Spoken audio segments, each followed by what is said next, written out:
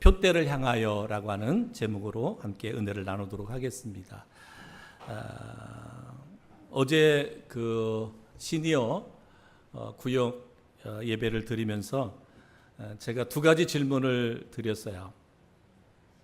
나는 필요한 존재인가? 나는 필요한 사람인가?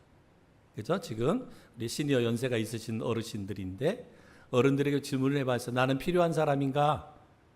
나는 필요한 사람인가?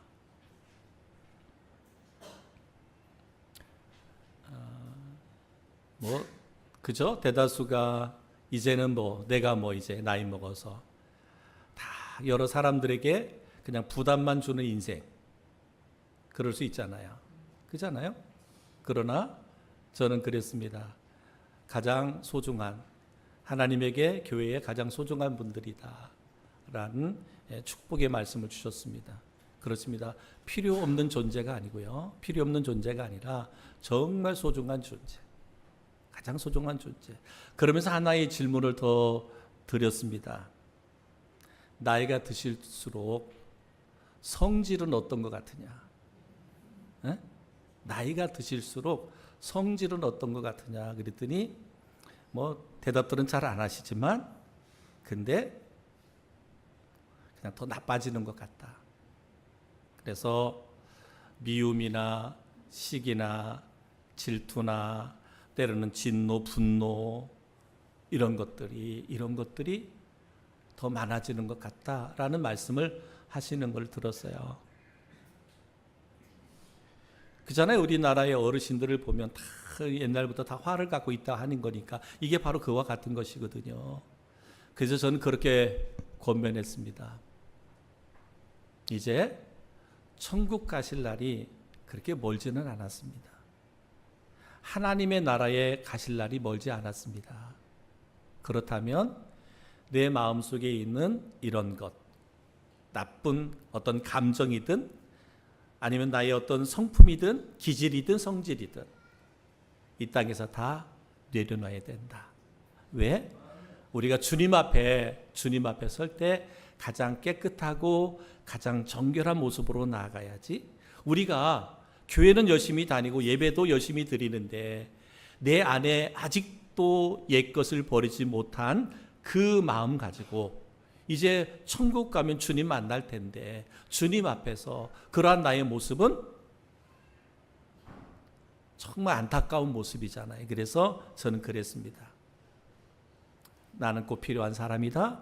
그리고 나의 마음을, 나의 성질을 더 온유하고, 그죠? 더 온유하고 깨끗하게 준비하셔서 주님 맞을 수 있어야 된다. 천국 갈 수 있어야 된다. 이 말씀을 했습니다. 사랑하는 성도 여러분, 이 말씀은 우리 시니어 어른들에게만 해당되는 말씀이 아니고 오늘 예배하는 우리 모든 성도들에게 동일하게 해당되는 말씀이라고 생각합니다. 나는 소중한 존재입니다. 꼭 필요한 존재입니다. 그리고 우리를 언제나 정결하고 깨끗하게 온전하게 하셔서 주님 앞에 설 때 부끄럽지 않는 그런 성도들이 되기를 주님의 이름으로 축복합니다. 오늘 사도 바울은 로마의 감옥에 있을 때 성령의 감동으로 빌립보 교회 그리고 성도들에게 오늘의 편지를 썼습니다. 바울이 감옥에 있을 때가 노년의 때예요. 한 60대 초반 중반 정도거든요. 지금이야 60대 초 중반이면 지금 제 나이죠. 제 나이죠. 그런데 그때 당시에 그 나이면 노년에 들어갔단 말이에요. 네? 노년에 들어갔단 말이에요. 응? 사도 바울은 그 노년의 때에 지금 감옥에 갇혀 있거든요. 그에게 자식이 있는 것도 아니고 오늘날처럼 연금을 받고 편하게 사는 것도 아니고 보장된 노후가 있는 것도 아니었어요. 안정된 직장이 있는 것도 아니고 사도 바울은 집 한 채 있는 것도 아니고 또 감옥 속에 있기 때문에 언제 죽을런지도 몰라. 응? 어쩌면 그가 지금 감옥에 갇혀 있다고 하는 것은 인간적으로 볼 때 파산되고 부도나고 실패한 것, 그죠? 세상적 기준으로 보면 감옥에 갇혀 있는 것, 그것은 그냥 실패한 인생이고 부도난 인생이고 그다음 파산된 인생이다. 그런데 여러분, 그때의 사도 바울의 고백이 빌립보서 3장 14절에 이렇게 고백하는 거예요. 표대를 향하여 그리스도 예수 안에서 하나님이 위에서 부르신 부름의 상을 위하여 달려가노라. 그는 노년에 감옥 속에 이제는 어떠한 기대도 어떠한 소망도 없는 실패자, 낙오자 같은 그러한 때를 살아가고 있는 사도 바울이 지금 빌립보 교회를 향하여 편지 쓰면서 하시는 말씀이 표대를 향하여 그리스도 예수 안에서 하나님이 위에서 부르신 부름의 상을 위하여 나는 달려간다. 달려간다 라고 말하고 있습니다. 오늘 이 사도 바울의 고백이 오늘 우리들에게 주시는 도전의 말씀이에요. 도전의 말씀. 첫 번째, 우리는 뭐예요? 인생의 표대를 분명히 해야 한다. 인생의 표대를 분명히 해야 된다. 사도 바울은 힘들고 어려운 감옥에서도 포기하거나 절망하지 않았다는 거예요. 감옥 속에 갇혀 있었지만 후회하거나 낙심하지 않았어요. 도리어 감옥 속에 있으면서 그는 더 표대를 분명히 했습니다. 목표를 분명히 했어요. 그것이 뭐예요? 사도 바울의 표대가 무엇이었어요? 목적이 무엇이었어요? 그것은 하나님이 위에서 부르신 부름의 상이다라고 말합니다. 하나님이 위에서 부르신 부름의 상을 위하여 나는 달려간다. 이것이 사도 바울의 표대였어요. 목적이었어요. 사랑하는 성도 여러분, 여러분 한 사람 한 사람에게도 하나님 위에서 부르신 부름의 상이 있단 말이에요. 그것이 소명이에요. 그것이 사명이 있습니다. 그것을 위하여 달려갈 줄 아는 우리 성도들 되기를 주님의 이름으로 축복합니다. 부름의 상, 달려가는 그 표대. 그 표대가 뭐예요? 바로 예수 그리스도예요. 사도 바울, 그의 표대가, 목표가 뭐예요? 예수 그리스도. 예수 그리스도가 이 땅에 오신 목적이 뭐예요? 영혼을 구원하는 것이 목적이에요. 하나님 우리를 위해서 부르신 부름의 상이 뭐예요? 영혼 구원에 있습니다. 영혼 사랑에 있고 영혼 구원에 있습니다. 그러니까 사도 바울의 표대는 뭐였느냐? 예수 그리스도.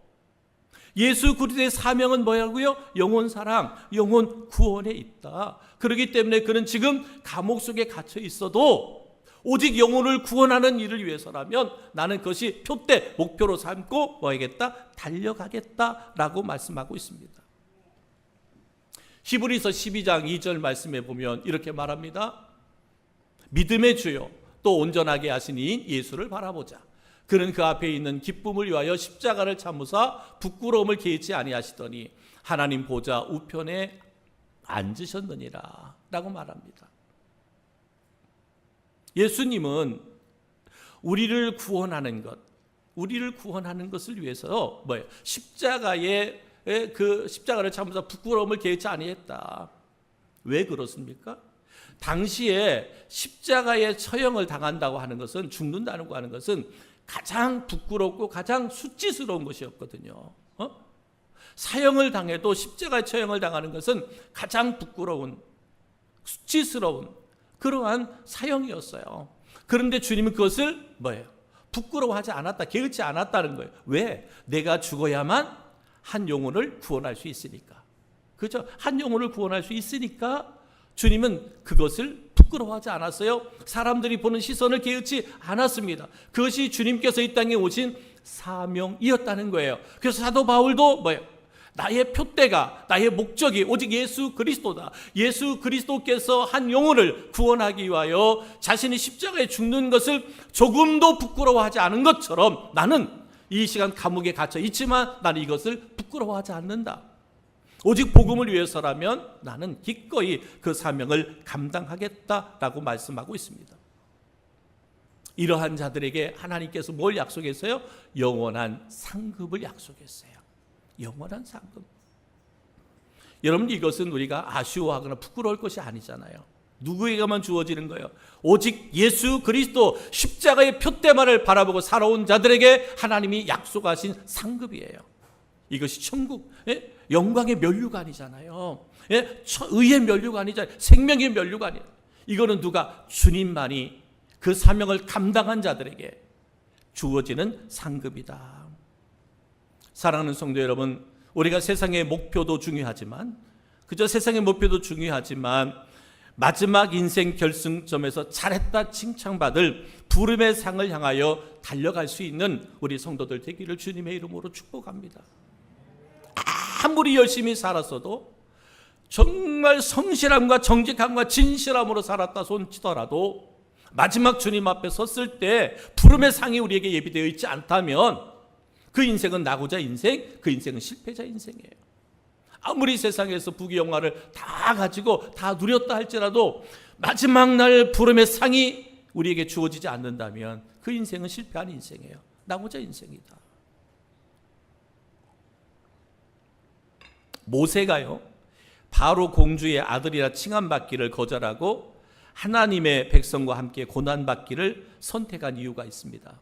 모세가 그냥 바로의 궁궐에서 공주의 아들로 있었으면 모든 부귀영화 다 누릴 수 있었거든요. 근데 그것을 포기해버렸어요. 히브리서 11장 26절에 이렇게 말하죠. 그리스도를 위하여 받은 수모를 애굽의 모든 보화보다 더 큰 재물로 여겼으니 이는 상 주심을 바라봄이라. 모세가 그냥 바로의 궁궐에 공주의 아들로 있었으면 세상에 우리가 누리고자 하는 모든 부귀영화를 다 누릴 수 있었거든요. 그런데 뭐라는 거예요? 그리스도를 위하여 받는 수모를 애굽의 모든 보화보다 더 큰 재물로 여겼으니 이는 상 주심을 바라봄이라. 주님을 바라보았다. 하나님을 바라보았다라고 말씀하고 있습니다. 여러분, 영원한 그 나라의 상급에 대한 목표가 없기 때문에 자꾸 곁길로 가고 그리고 힘을 잃어버리고 낙심하게 됩니다. 우리 그리스도인들은, 성도들은 하나님의 나라 상급에 대한 목표가 있어야 돼요. 열심히 내가 그리스도로 살아가면 되지. 틀린 말 아니에요. 그러나 영원한 상급은 누가? 하나님이 약속하신 거예요. 우리는 하나님의 약속을 믿고 살아가는 그리스도인이잖아요. 상급도 약속했어요. 그러니까 우리가 이 상급을 목적으로 하고 살아야만 우리가 뭐예요? 곁길로 가지 않는다는 거예요. 우리가 살아가는데 왜 믿음 생활하고 삶을 살아가는데 왜 힘들고 어려운 일이 왜 없어요? 많잖아요. 근데 뭐예요? 목표가 분명하지 않으면 힘을 잃어버려요. 그리고 낙심하게 된다. 그래서 하나님 히브리서 11장 6절에 또 이렇게 말씀했습니다. 믿음이 없이는 하나님을 기쁘시게 못하나니 하나님께 나아가는 자는 반드시 그가 계신 것과 또한 그가 자기를 찾는 자들에게 상 주시는 이심을 믿어야 할지니라. 아멘이죠? 아멘입니다. 반드시 하나님 우리에게 상을 약속했어요. 그 상을 목표로 우리가 살아가야만 뭐 할 수 있다? 우리가 넘어지고 쓰러지지 않아요. 곁길로 가지 않는단 말이에요. 그렇지 않으면 상이 분명하지 않으면, 목표가 분명하지 않으면 우린 막 흔들리고 요동합니다. 여러분, 올림픽에 나가서 금메달을 따려고 하는 친구들, 선수들 있잖아요. 그들이 목표가 분명하지 않으면 어떻게 해요? 그렇게 노력하지 않아요. 노력하지 않으니까 뭐예요? 그만큼 뭐예요? 큰 열매를, 상급을 받을 수가 없는 거예요. 여러분, 지금 우리나라는 옛날에 우리 막 할 때만 선수들 보면 올림픽 나가서 금메달 따는 데가 어디가 있었어요? 다 투기 종목이었잖아요. 투기 종목. 그죠? 뭐 레슬링이든 뭐 권투든 유도든 뭐 이렇게 정말 힘들고 어렵게 운동해야만 열매를 거둘 수 있는. 근데 그때는 너무나 다 힘들고 어려웠잖아요. 운동하는 선수들도 힘들고 어려웠잖아요. 그러니까 금메달만 따면 자기 먹고 사는데 지장 없죠. 가정이 다시 일어설 수 있잖아요. 그러니까 힘들고 어려워도 인내함으로 이렇게 운동해가지고 올림픽에 가서 금메달도 따고 그랬어요. 근데 지금 우리나라 선수들 투기 종목에서 그 금메달 따기는 어렵습니다. 아시아 대회에서 금메달 따기도 어려워요. 왜 그럴까요? 그만큼 이제 우리나라도 먹고 살기가 많이 좋아졌어요. 그러니까 옛날의 선수들 같이 그렇게 죽기 살기로 못하는 거야. 근데 지금 어려운 나라들, 주변에 어려운 나라들 있잖아요. 그 나라들의 선수들은 정말 힘도 좋지만 죽기 살기로 하는 거예요. 그러니까 그들하고 이게 경기를 하면 투기 종목에서는 이기기가 너무너무 어려운 거예요. 뭐예요? 이 목표가 분명하지 않으면 힘들다는 거예요. 격결로 빠질 수 있다라는 거. 막 훈련이 힘들고 어려우면 포기해 버린다는 거예요. 마찬가지예요. 우리 신앙도 마찬가지예요. 부르심의 상에 대한 상 주시는 이심을 우리가 믿을 때 그 목표를 가지고 우리가 노력하고 애쓰는 거예요. 사도 바울처럼 표대가 분명하잖아요. 목적이 분명하잖아요. 어디에서도 감옥 속에서도.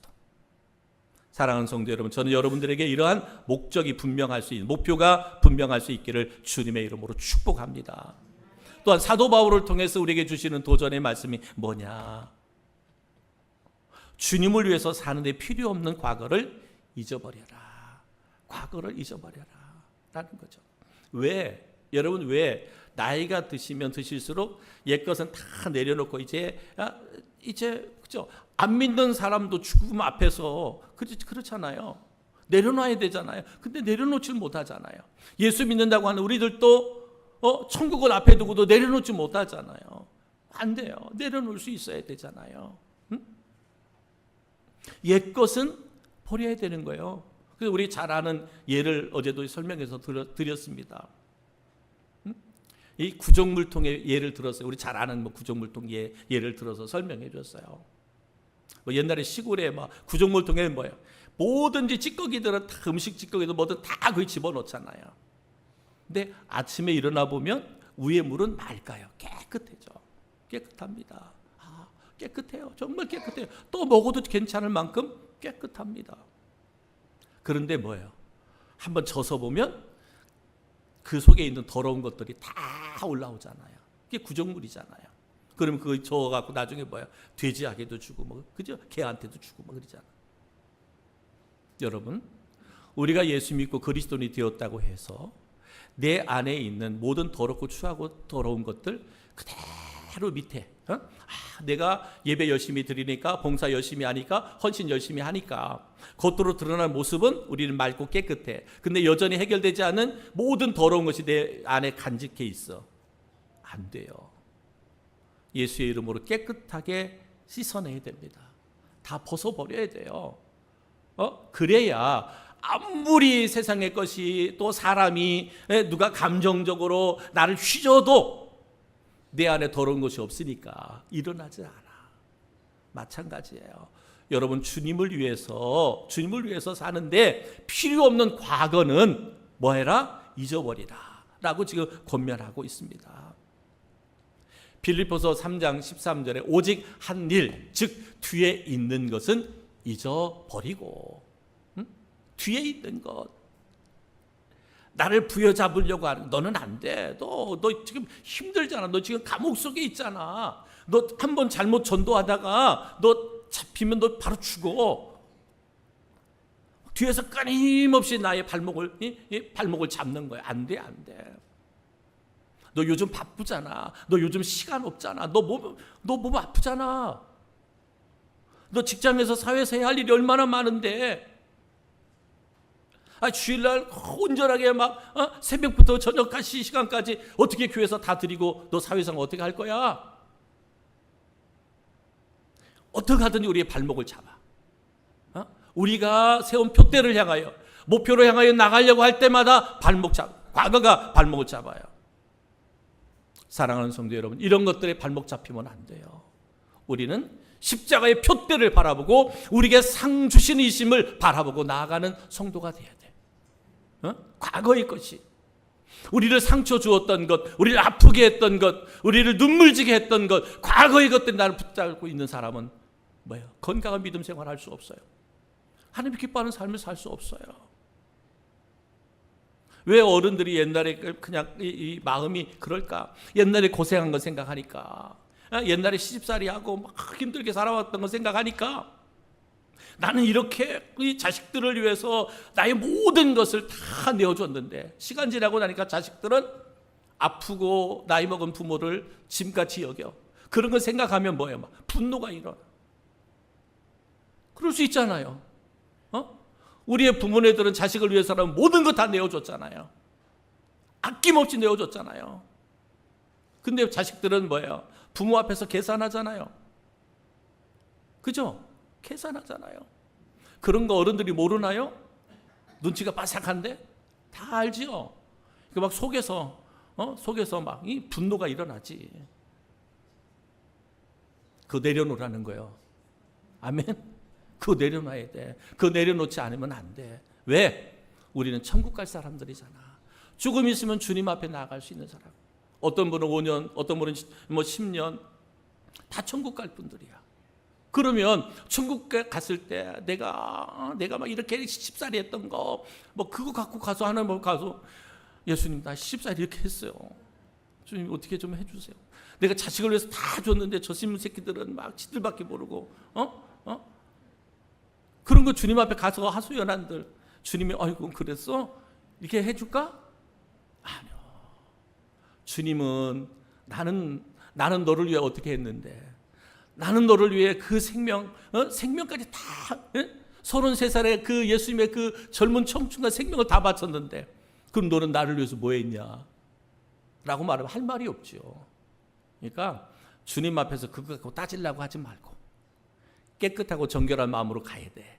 그러면 뭐하라? 과거의 것을 다 잊어버려라. 과거의 것. 우리가 주님 앞에 나가려고 할 때 방해하게 되는 모든 장애물을 다 끊어낼 수 있는 우리 성도들이 되기를 주님의 이름으로 축복합니다. 끊어내야 돼. 우리가 이것은 연세 드신 어른들에게만 해당되는 말씀이 아니라 우리 성도들 다 해당되는 말씀. 과거의 것들을 끊어내야 주님 앞에 나아가는 장애가 되는 것 끊어내야만 내 삶이 형통할 수 있어요. 우리가 승리할 수 있어요. 하나님의 나라의 상급을 우리가 받을 수 있어요. 상 주시는 이심을 바라볼지니라 주님 말씀하고 있습니다. 여러분 과거에 아픔이 없는 사람이 어디 있어요? 상처가 없는 사람이 어디 있어요? 여러분 성경에 위대한 인물이라고 하는 사람들 그들의 아픔, 과거의 아픔 한번 열거해 볼까요? 바울은 어떤 사람이었어요? 바울은요 예수 믿는 사람들을 잡아 죽이는 일에 앞장섰던 사람이에요. 예수 믿는 사람들 잡아서 감옥에 가두기도 하고 부모와 자식 간에 생기별을 시키기도 하고 더 심한 사람은 잡아 죽이기도 했어요. 그게 누구예요? 바울이에요. 오늘 말씀의 주인공 바울이에요. 아브라함이 과거에 집착에 어떻게 되었을까? 그 아버지는 우상을 만드는 우상 장사였어요. 우상에 찌들었던 집에서 살아온 사람이었어요. 과거가. 야곱은 어떤 사람이죠? 형과 아버지의 삼촌을 속인 사기꾼이에요. 야곱은 과거로 보면 야곱은 사기꾼이에요. 사기꾼. 아버지도 속였죠. 또 누구야? 형도 속였죠. 또 삼촌도 속였죠. 또 이삭은 어떤 사람? 이삭은 그 아버지를 본받아서 자기 아내를 외간 남자에게 내어준 사람이야. 좀 표현이 좀 노골적이네. 여러분 자기 아내를 외간 남자 다른 남자에게 맡겨. 아브라함도 그랬고 이삭도 그랬어요. 하나님이 막으셨기 때문에 더 이상 악한 길로 빠지지 않았지만 이삭도 그랬고 아브라함도 그랬어요. 얼마나 나쁜 사람이야. 여러분은 그런 남자하고 살 수 있어요? 살 수 있어요? 자기 살아보겠다고, 자기 위험에서 벗어나고 싶다고 자기 아내를 외간 남자에게 맡겨버렸어요. 있을 수 있는 사람이에요? 없잖아요. 그게 누구라고요? 이삭이에요, 이삭. 모세는 어떤 사람이에요? 모세는 살인자야, 살인자. 사람을 죽였어요. 살인자였어요. 다윗은 어떤 사람이에요? 다윗은 가늠한 사람이야. 가늠한 사람이야. 이 사람, 바울, 아브라함, 야곱, 이삭, 모세, 다윗, 성경적으로 보면, 우리 믿음의 적으로 보면 얼마나 위대한 사람들이에요. 큰 일을 한 사람들이잖아요. 근데 뭐예요? 그들의 과거의 아픔이잖아. 근데 이들이요, 그 과거의 아픔에 평생을 매여서 살았다면 하나님께 위대하게 쓰임받는 인물들이 되지 못했을 거예요. 지난날의 과거의 아픔은 주님 앞에 내려놓고 회개하고 도리어 주님만 바라보고 하나님만 바라보고 그들이 살았더니 하나님께서 그들을 위대한 인물들로 사용하셨더라. 여러분, 누가복음 9장 62절에 이렇게 말합니다. 예수께서 이르시되 손에 쟁기를 잡고 뒤를 돌아보는 자는 하나님 나라에 합당하지 아니하니라 하시니라. 여러분, 쟁기 몰아본 분 있어요? 쟁기. 네? 어렸을 적이든 농사질 때 쟁기 몰아보신 분 있어요? 네, 우리 김석직 장로님 한 분이네. 여러분, 쟁기 몰아보고 옛날에 그 다 돈 쟁기로 밀었잖아요. 근데 쟁기를 제대로 못 민 사람들이 몰아본 그 노를 보면 삐뚤빼뚤해요. 그런데 쟁기질을 잘하는 분요, 그 옛날에는 경리 정리를 안 해가지고 논이 삐뚤빼뚤하잖아요. 근데 삐뚤빼뚤한 그 삐뚤한 곳을 다 일일이 이렇게 꼬불꼬불 찾아가면서 얼마나 예쁘게 쟁기질 해놨는지 몰라요. 근데 쟁기질 하는 사람이 나는 잘하니까 그러면서 만약에 뒤돌아보고 옆에 지나가는 사람들 구경하고 쟁기질 했다면 그렇게 될까요? 쟁기질을 하는 사람은 뒤를 돌아보면 안 돼요. 자기가 딱 정한 목표만을 바라보고 나아가야 쟁기질이 잘 되는 거죠. 여러분, 우리 그리스도인들은 마찬가지야. 뒤를 돌아보면 안 돼. 과거에 우리를 아프게 했던 것, 우리에게 상처 줬던 것, 우리를 눈물 짓게 했던 것, 과거에 매여서는 결코 우리가 하나님 앞에 상 받을 수가 없어. 그래서 오직 우리는 상 주시는 이시는 하나님, 주님만을 바라보되 분명한 것은 뭐예요? 과거에 나의 주의 일을 행하는데 발목을 잡는 것이 있다면 그 발목 잡는 것을 다 끊어낼 수 있는 우리 성도들이 되기를 주님의 이름으로 축복합니다. 세 번째는 뭐냐? 세 번째는 하나님은 우리가 스스로 만족하지 말고 계속 전진하기를 원하십니다. 이 정도면 됐지 해서 우리가 만족하지 마라. 빌립보서 3장 12절 13절에 보면 이렇게 말합니다. 내가 이미 얻었다 함도 아니요 온전히 이루었다 함도 아니요 오직 내가 그리스도 예수께 잡힌 바 된 그것을 잡으려고 달려가노라. 형제들아, 나는 아직 내가 잡은 줄로 여기지 아니하고 그랬습니다. 바울은 감옥에 갇혀 있지만 대단한 일을 하였어요. 수많은 곳에 교회를 세웠고 수많은 사람들에게 복음을 증거했고 결실을 맺었습니다. 그런데 바울은 여기에서 멈추지 않았어요. 여기에서 만족하지 않았습니다. 바울이 로마에 오려고 할 때 그가 전도했던 교회들에서, 특히나 에베소 교회에서는 사도 바울이 가는 것을 극구 반대했습니다. 왜냐하면 선생님이 로마에 가면 반드시 선생님은 죽습니다. 다 바울도 알았고요. 그 제자들 교회들도 알았어요. 그래서 극구 반대했어요. 그런데 사도 바울에게는 뭐가, 내가 죽는 게 그렇게 무섭지 않다, 두렵지 않다. 내가 로마에 가서 꼭 복음을 전해야만 된다. 이 사명이, 그 목표가 그렇게 죄수의 신분을 갖고 로마에 가게 된 거거든요. 그래서 로마의 감옥에서 지금 이 편지를 쓰게 된 거야. 뭐예요? 그에게는 목표가 있잖아요. 표대가 있잖아요. 그것을 위해서라면 기꺼이 지금의 삶에 만족하지 않고 끊임없이 노력하고 애쓰는 그런 삶을 살았습니다. 여러분, 물은 머물 때 썩게 돼 있잖아요. 그죠? 물은 머물 때 썩게 돼 있고요. 자전거는 가지 않으면, 페달을 밟지 않으면 넘어지게 돼 있습니다. 여러분, 우리 성도 개개인도 교회도 영이 정체되면 온갖 필요 없는, 유익하지 않은 것들이 우리를 지배하게 되는 거예요.